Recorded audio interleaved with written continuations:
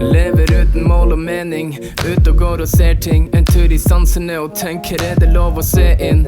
Det greit å ha litt medvind? Kan jeg koble av og ikke alltid ha kontakt som en ledning? Må man være sosial? Hvorfor det kun øl og brennvin som gjør meg jovial? Livet byr på masse rart, en dag så man glad. Man føler at man har det bra, frem til noen ser ansiktet bak maska og tar den av. Må man alltid snakke? Må man ha et mål når man bak rattet? Kan man gjøre ting uten å ha en baktanke? Det slik hat starter?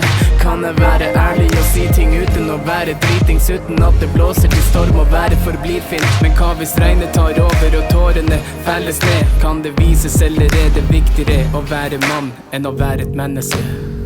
Av og til så det fint å ikke ha en mening. Man trenger ikke å være enig i alt som blir sagt. Leve livet uten mål og mening.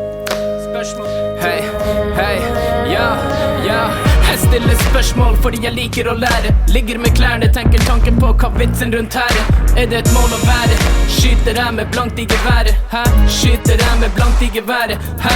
Trasker rundt i maske, masse muskelmasse. Når jeg drasser, flytter lasse. Verden brenner mens jeg danser rundt i jaske. Jeg holder alt inne, fortrenger et kaldt minne. Ingen rolle modern fordi jeg maler et galt bilde, så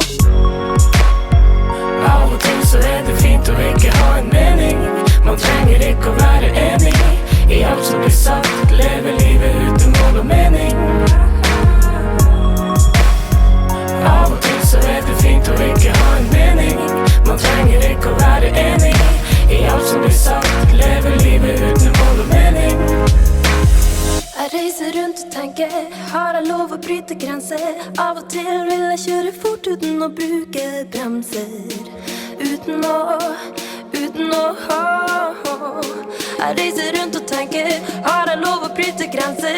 Av og til vil jeg kjøre